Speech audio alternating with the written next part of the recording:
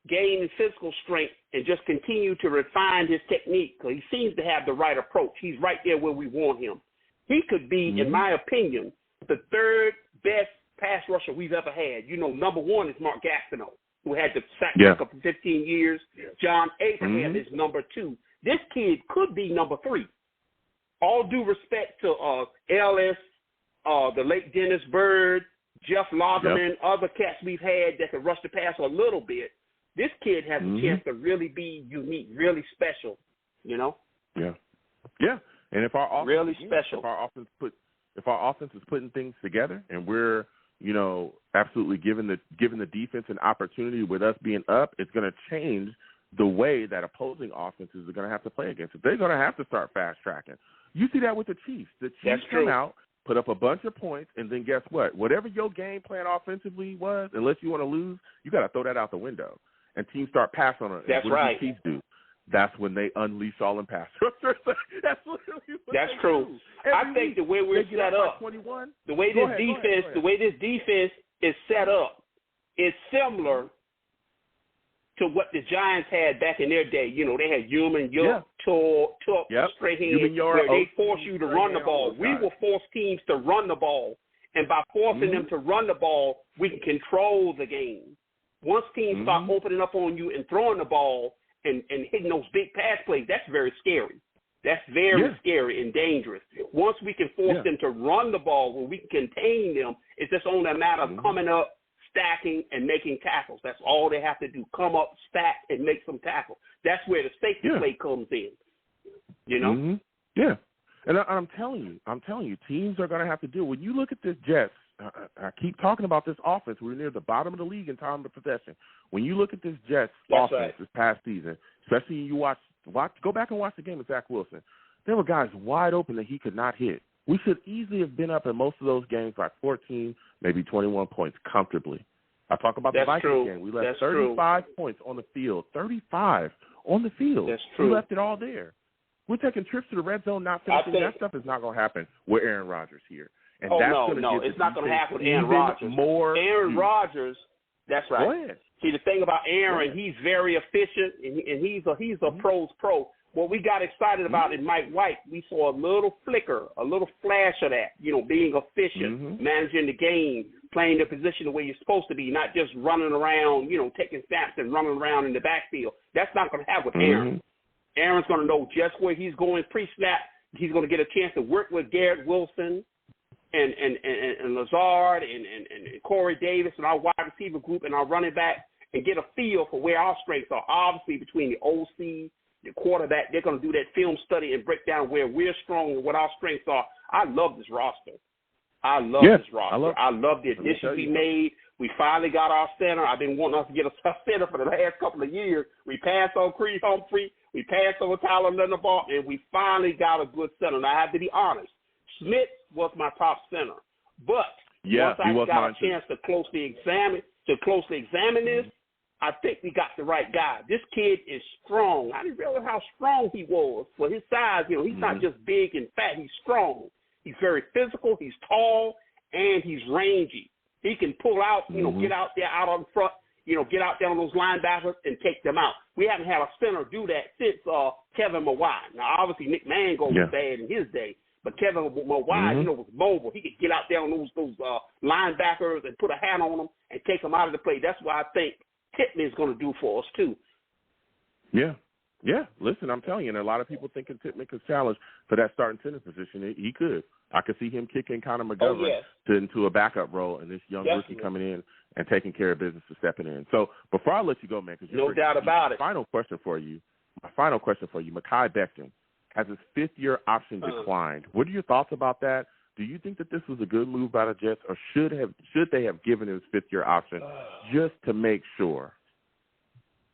I think I'd rather went on and gave him the fifth year, because once he gets out there next year, let's say he produces and he's everything we want him to be, all of a sudden he's going to be out there. There could be a bidding war. It could get very ugly. And it could really inhibit our ability to pull him back and get him back, you know, get him back with us.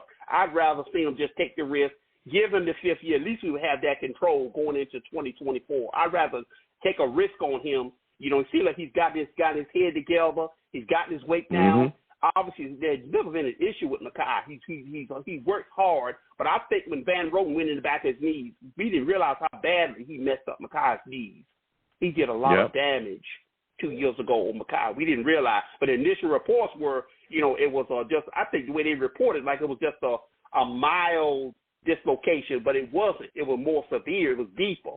Yeah. It was far more severe and serious dislocation of both of his knees, One of the guys that work with him I talk about is Duke Manyweather on Twitter. He works with offensive line guys. He's the guy that trains him. It's crazy.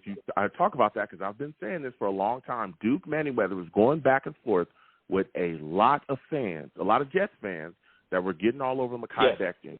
And he slipped up, and I think he deleted the tweets, right? But he slipped up and talked about how y'all thought he was going to come back from that knee injury. He never was coming back from that knee injury. And he hinted at the knee injury being way worse than what was being reported. It was. He hinted at that, at it being way worse. He was like, he was never coming back from that. Go ahead, quickly. That's Go right. ahead. Give me your final word. Something out there before I have to go quickly? Just one or two things really quickly. The Will McDonald pick is the pick we didn't make last year. You remember we passed, even though we made the right decision ultimately, we passed on Kayvon Thibodeau. Will McDonald is Kayvon Thibodeau a year later. Yeah. And I'm going to throw something else at you that no Jet fan on any of these platforms is talking about. There's a tight end that stayed. He came out of Utah. He decided to stay back, named Brett Keithy. I wanted the Jets to add Brett Keithy, but instead they add that tight end in the 7th round. He has a lot of the elements that Keithy does. You know what I'm saying? He's smaller. Okay. He's sleeker. He's not a dual threat. He's more of an H-back where he can come out of the backfield. He can line up in the set. He can line up wide. He can be all over the formation and be a nightmare. I think that was the perfect pick out of the 7th round. I love that kid. Yeah, Coach, I think it was a good move as well. 6'7". You cannot teach size. But listen, my friend, I got to slide off. We got to get back to these lines. I got callers. I want to thank you for calling in. Next time I have a show, I want to hear from you, all right? And thank you. Absolutely. Listen, lines is hot. We're going to get to everybody. Be patient, okay? Next, we're going to my guy, Rusty. Rusty, we're coming directly to you. Brick City, Perry, Chris, other callers as well. Hold on. We'll get to everybody. For those of you that do not know, that boy Rusty is a savage.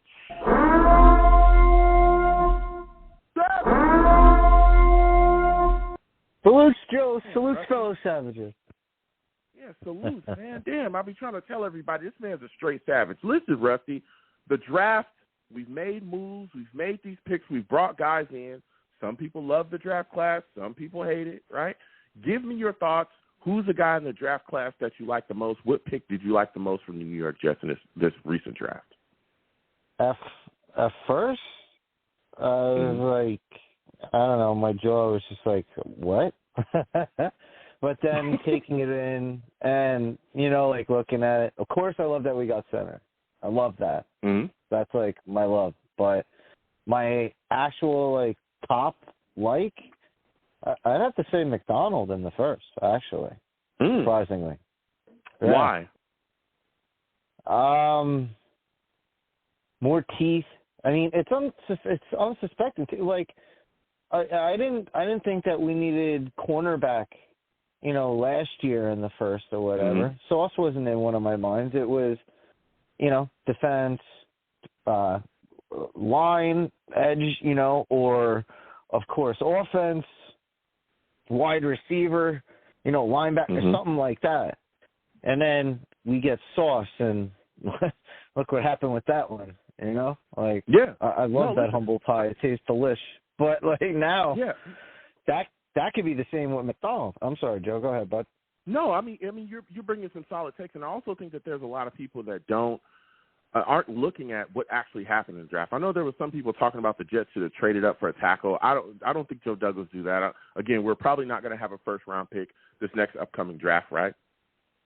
So I think he wanted to keep the capital all for this upcoming, for this next upcoming draft. I don't think he was ever going to trade up, but I do think when you look at how the board fell to them, Paris Johnson was gone, Swarovski was gone, Darnell White was taken at 10 by Chicago. Then you had the Patriots screw us over and basically give Broderick Jones to the Steelers. I think that after he was gone, after the tackles were off the board, the top tackles were off the board, they looked around and said, oh, yeah, we're about to snatch this guy up that's going to make our defense even more deadly, and he's going to do that. And we're going to be able to get after these guys. I keep telling people, these quarterbacks in the AFC are not a joke. Why do you think we went and got Aaron Rodgers? Because we have to compete with the firepower that's here. If we're going to get and to that's where why we got JJ. JJ. Exactly. If we're going to get to where we got to go, you have to be able to rush the passer in this league, especially when you have the exceptional passers that we have here in the AFC.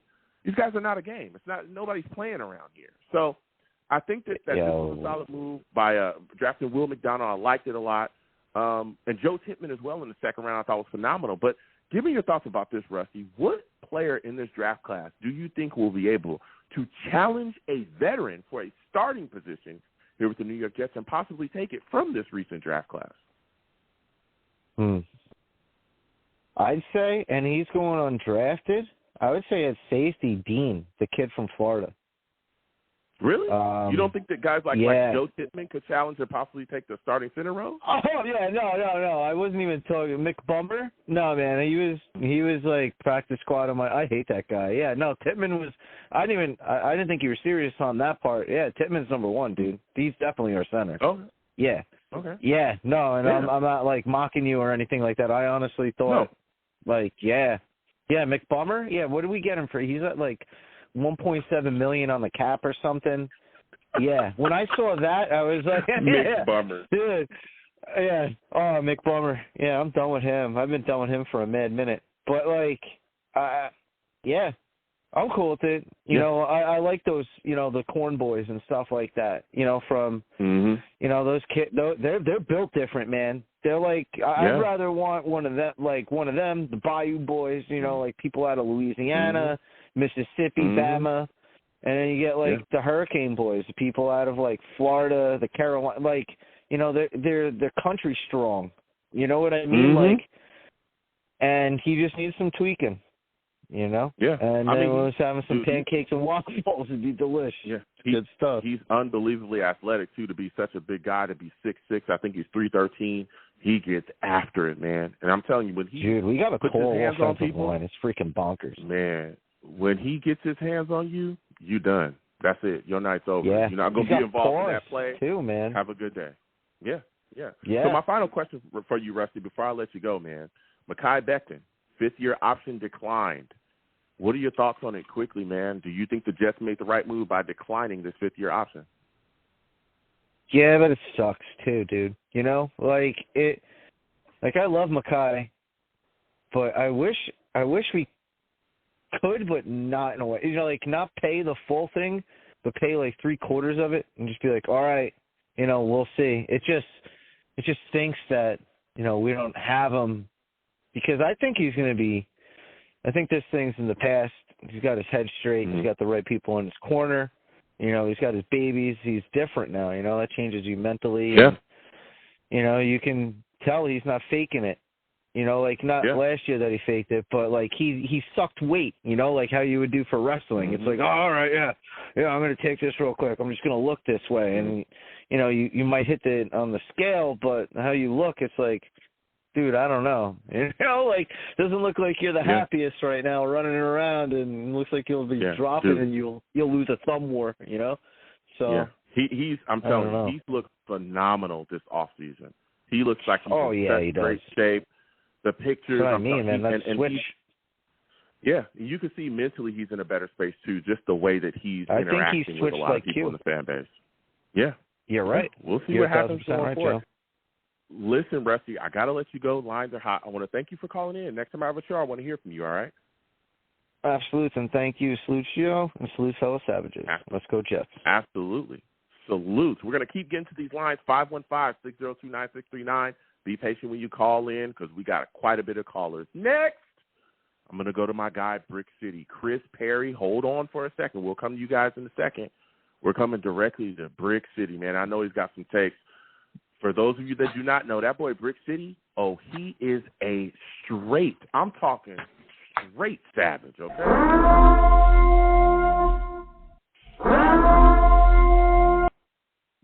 Brick City's a savage. Salute to you, my friend. Listen, we're talking draft. Salute, taken in the second round.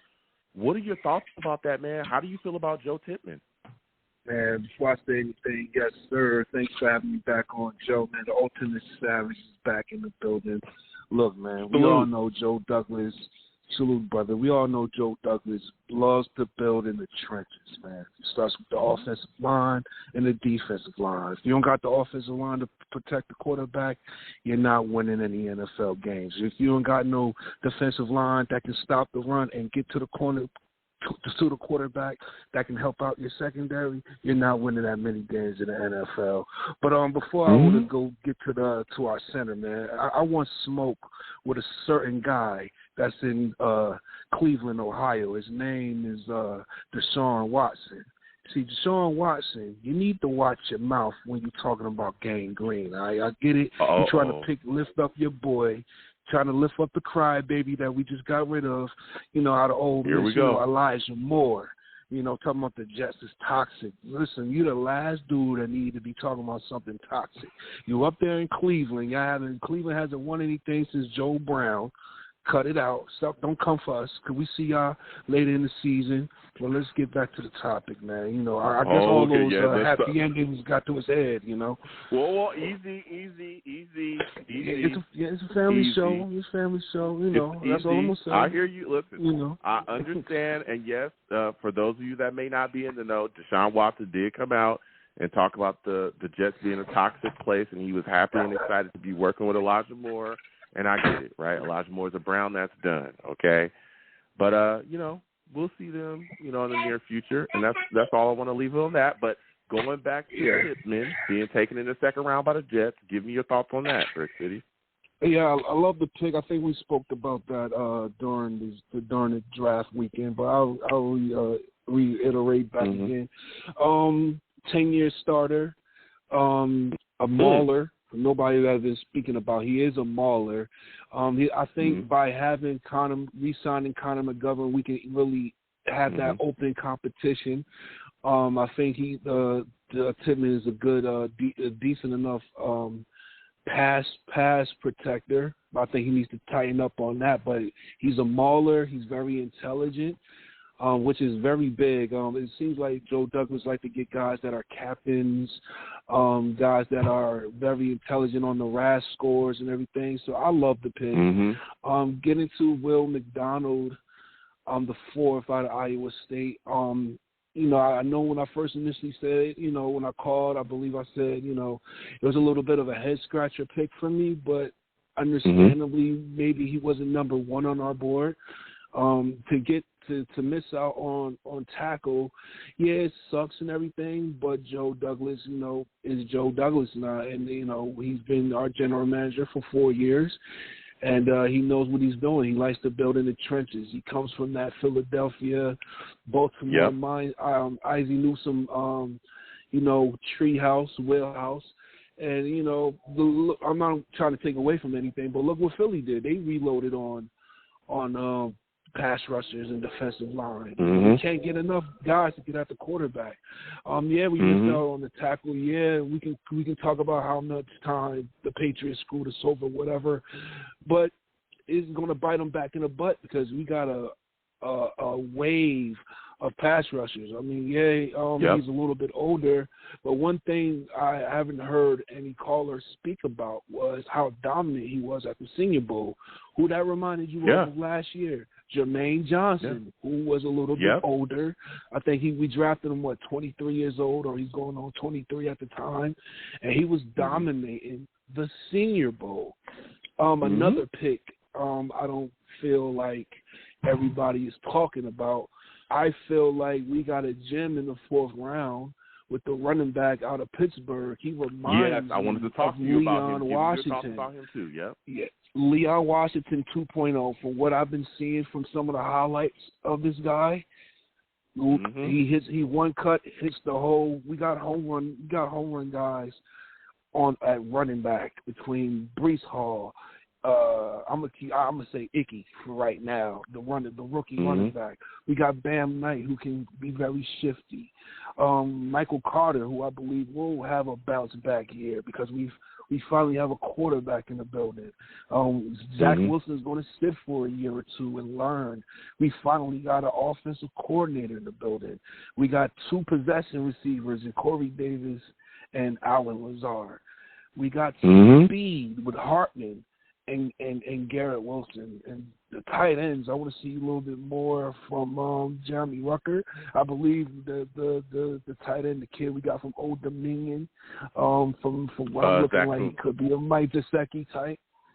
So with the draft, I give it a B+. You're not going to hit on every draft, but we got some needs, and I like how Joe was willing and dealing in the 3rd pick, getting captains, and this is a pattern we know about Joe Douglas now. He's going to get captains. He's going to get older players. He's going to get impact guys that can plug and play right now. And I know you want to bring up the Mekhi Becton situation, and quickly, I get give it, me your thoughts on everybody. him before I let you go.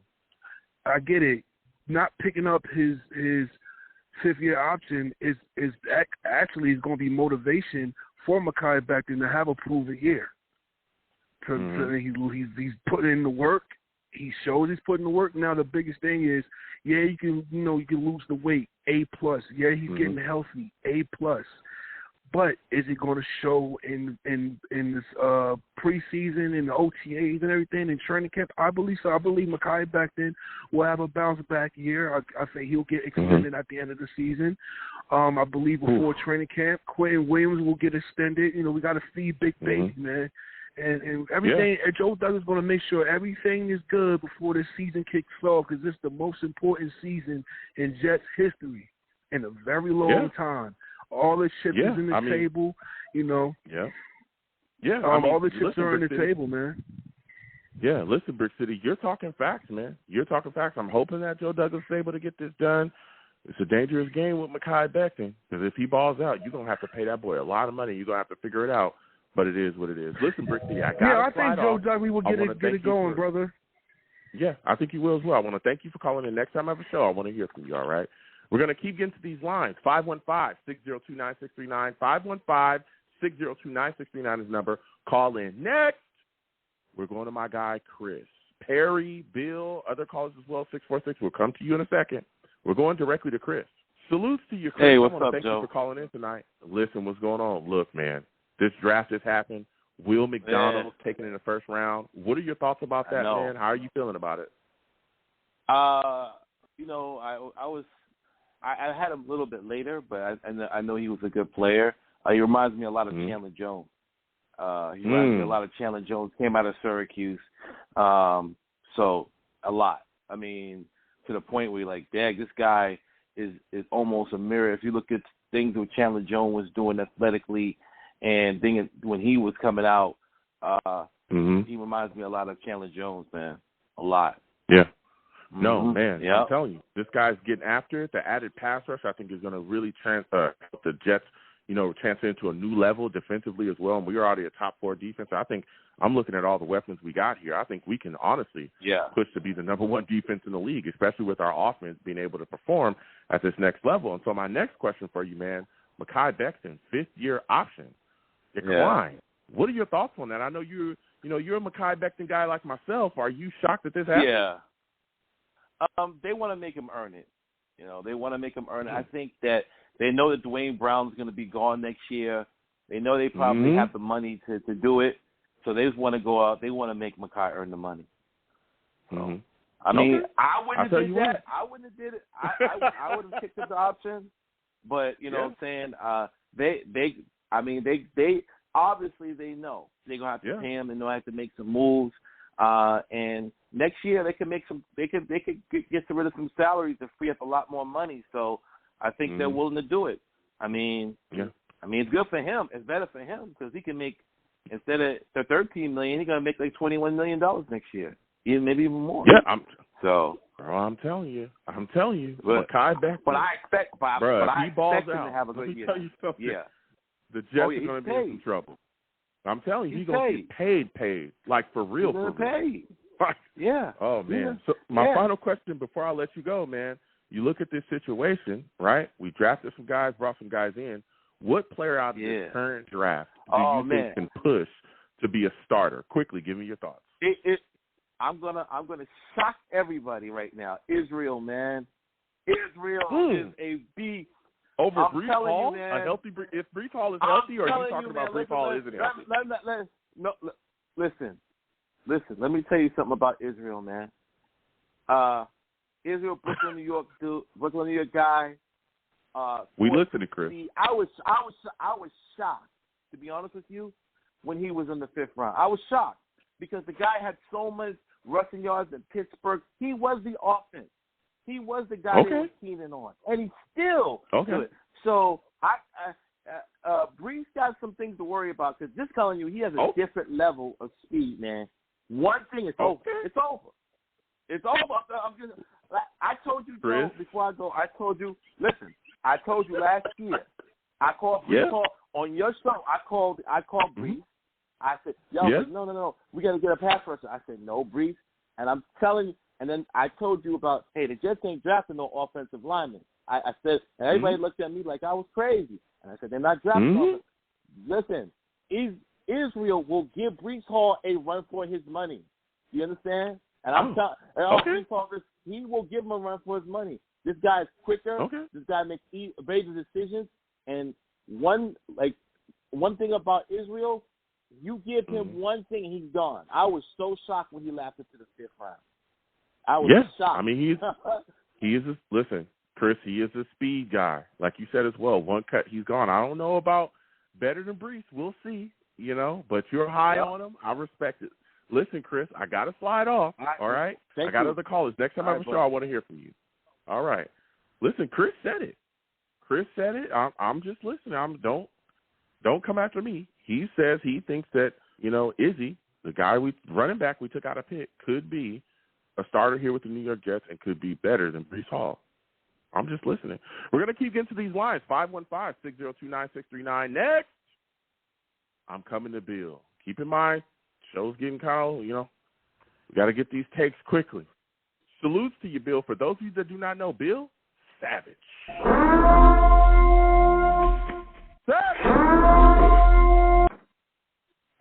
Bill, salutes. We talking draft. We just had Chris come on. He said he thinks that Izzy, the running back we just took, is going to give Breece Hall a run for his money as a starter. Give me your thoughts about this recent draft, man. Who's your favorite draft pick? Very excited, Joe. Thanks for having me on. I will be brief. I know you're up against the clock. Izzy's going to give him a run for his money, that's for sure, but it's all about depth. That's what this draft was about. People forget that. Yeah. We're a quarterback away from causing a lot of noise, so all these people were saying, we need to draft this guy or that guy. You look at the roster right now, we have all starters. We're good to go. So it's about developing guys or getting guys who can be developed. Izzy's a solid guy. Will McDonald, a lot of people on podcasts and social media scratching their heads behind that. But when you take a guy who is a 3-4 defensive end, and when you think of 3-4 defensive ends, you're talking about J.J. Watt, a guy who's about 290 pounds. At 236 pounds or 239 pounds, this guy was getting accolades, all-county, all-American accolades. Now you're going to put him wide 9. Okay, so if you may have seen, there's a clip where Sal is telling him, he's like, hey, we're going to take you from 4 to 9. And, this guy's going to just feast. So you add that to the mix. I know we have picked J.J. last year, but this is another guy. We have a rotational defensive line. We need pressure in the front, pressure in the back. That's a winning formula. And Tippmann was a guy people are taking for granted as a center. We needed that smart rookie center to solidify this line from the inside out. Now there will be a lot of options next year. Brown, is probably going to retire. He's going to move on next year. We're not really sure what's going on with Becton with the whole contract thing, the 5th-year option. We'll see what happens. So there's a lot of things that are moving parts for the offensive line. But a lot of young talent. If everybody shows out, we'll be in good shape. And again, keep in mind, like you said, we had 6 games that we needed one game to get to the playoffs last year. Could not pull the trigger. Did not have an offense. Yep. But that offensive line, as much as it was maligned, we were not. The games were kept in hand. And now, if we have a starting 5 that can be solid, you're going to add Tippmann in there down the road. Maybe Warren can develop. Warren was a guy I forgot about. He got injured. And I told you he was off my radar, and as always, Joe Douglas can find these guys everyone's forgotten about. plucks him out of thin air, and everyone's talking about it. Just like Izzy is the guy that, you saw him run throughout the year. The guy put up like 300 yards and 6 touchdowns in one game against Virginia Tech. I was looking at some of the highlights. I was like, how did this, how do we all forget about this guy? But that's what Joe Douglas does, man. He's a magician. Yeah. No, listen. Very excited. Deal. So my final question before I let you go, Bill, Mekhi Becton, 5th-year option decline. Your thoughts on it quickly? Yeah, that was expected. I'm sure no one was surprised. I'm sure Mekhi was not surprised. That's why he's been working out like a beast. He's all about showing and proving. He's going to show and prove, and he understands that he's got to fight for his job and his career, and he seems to love the organization and wants to be here, so he's taking the right steps, so he just has to do it on the field now, and I have the guy's got a lot more riding on it than us, so I have to believe that he's ready to go and hopefully be pleasantly surprised. Yeah. Listen, Bill, I want to thank you for calling in. Next time I have a show, I want to hear from you. You always got good takes, man. Yes, sir. Take care. All right, you have a good one. We're going to keep getting to these lines again quickly. We are up against time here, short on time, but we're going to get to these final calls here. All right. Ronald Perry, we're coming to you next. We're going to close the show out with Colin, so hold on. Ronald Perry, we're coming direct. For those of you that do not know, that boy Perry, he's a savage.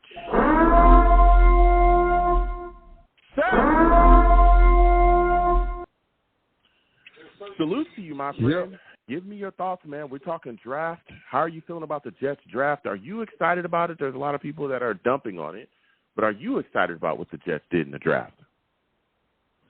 Listen, I'm not mad at all because you know what? At first, I didn't really understand it at first, but looking back at it and then checking them dudes out online, I'm like, Joe Douglas. Let's leave it to him. He knows what he's doing. He knows what he's doing. Yeah. And even with that pick he made in the first round, to see the Patriots come up and steal our boy like that, I was like, I ain't gonna lie, I was like so upset. I'm like, why are we like an enemy there after? But that ain't no surprise because the Patriots always hated us. Even when we were down, they hated us. So we on the way up, they're gonna hate us even more. I mean, it is what it is. So I kind of smile when I think about that. When I look at it like that, and I really don't. So I really can't even hold it against them because you know what? They can't stop the shine because it's like I think they know what's about to happen. We come to take over, and they know it. That's a fact. They can't stand us, and we can't stand the feelings very much mutual, okay? They've done a lot of things to screw us over, include cheating, okay? Everybody knows about the cheating. It's been historic with them. And, this is just one more notch on that belt. But like you said as well, we're coming, and they know what time it is. Now, before I let you go, Perry, really quickly, Mekhi Becton, 5th-year option decline. What are your thoughts on it? And that dude right there, at first, if you would have said it a couple of days ago, I'd have been like, you know what, we know what he's capable of doing. Give him a chance, because that's kind of like where I was at with it. But now I'm looking at it like, you know what, he had his chance, and he made his bed, and it's kind of late. And you know what, he all of a sudden he wants to lose all this weight and get in great shape. Why didn't you do that 2 years ago? Now all of a sudden we're supposed to jump on board with what he's doing. I don't know about that. I'm like I really don't know what to say. But if it was up to me, I'd be like, nah, that's it. And you know what? Maybe he goes out there and becomes something great.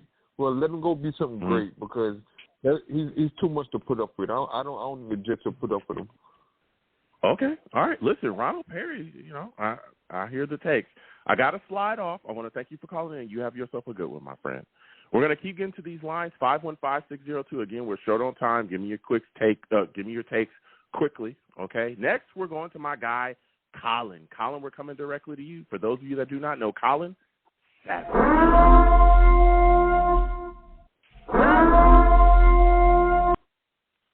Colin, quickly, what are your thoughts on the Jets draft?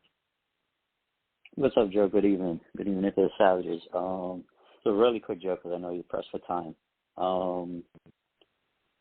It's an A for me because at the end of the day, I'm putting my trust in Robert Saleh and Joe Douglas that they know what they're doing. I'm not listening to the voices out there, and all the other mock drafts and all this other stuff out here. Yeah. It's an A for me, and I hope these guys, live up to the potential. So, I'm not going to stress it. I like the Will McDonald pick. If we can get, if we can keep putting constant pressure on the Josh Allen, the Patrick Mahomes, the Joe Burrow, all these guys, and these guys don't have time to throw to their big weapons, it's a win for us. And I think that's, if Will McDonald translates to that on the field for us, you're going to see a lot of people are going to be like, whoa, maybe we did make the right pick after all.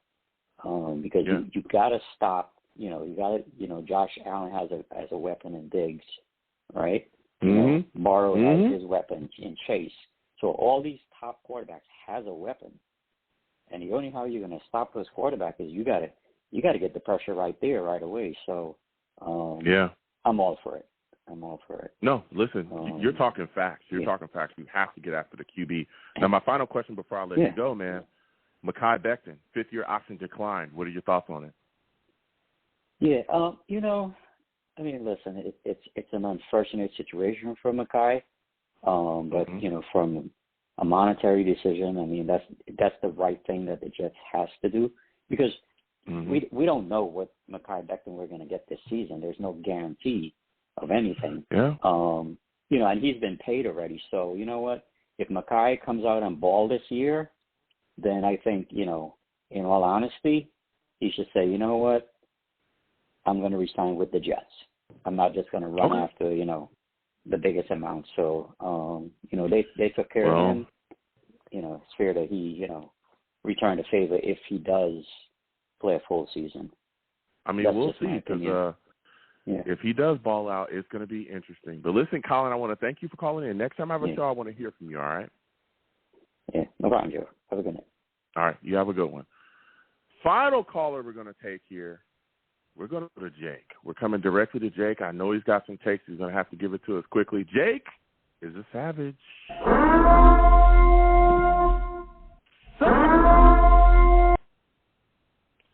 Salute to you, Mr. Klein. I want to thank you for calling in. Quickly, man, give me your takes. NFL draft, the New York Jets made some picks. A lot of people cannot stand the Will McDonald in the first round.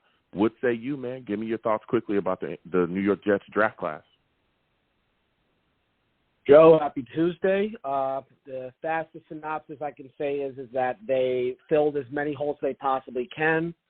I'm still walking away from this draft not comfortable with offensive line.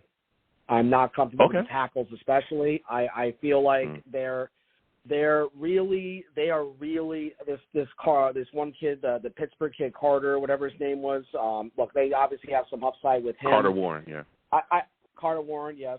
I just look. I know you're gonna rip my head off, but I think they're putting so much into what Becton's gonna do, and I'm not. I don't like that idea. I don't like Max Mitchell and him coming off blood clots. I think they really should have done everything they could to get a tackle in this draft. Obviously, Broderick Jones, the Patriots, screwed us.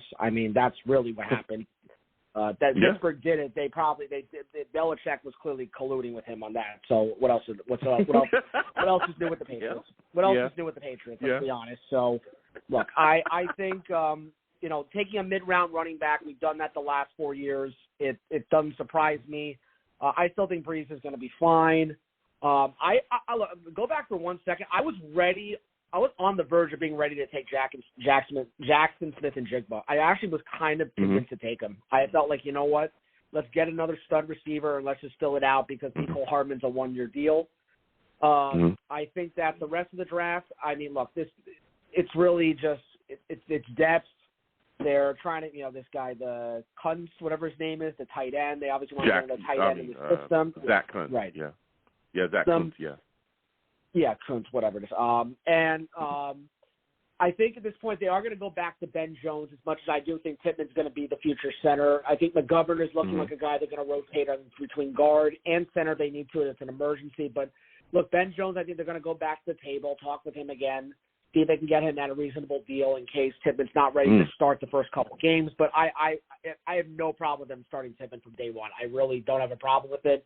It's just up to really what Rodgers wants. That's where the Jones conversation comes in. with Keith Carter that we've talked about for the last few weeks. So, overall, look, the Will McDonald pick, look, it's depth. I get it. They want to have they want to have the Niners rotation of guys going in and out. They want to have fresh bodies. Did I really want that pick? No, not really. I really want offensive line. I want to tackle. And look, I understand having Rodgers here elevates the team. I think that's definitely the best thing we can have out of it. I just don't want to see our line being shuffled around day in and day out and week in and week out. I don't want to watch it. And I feel like right now. Listen,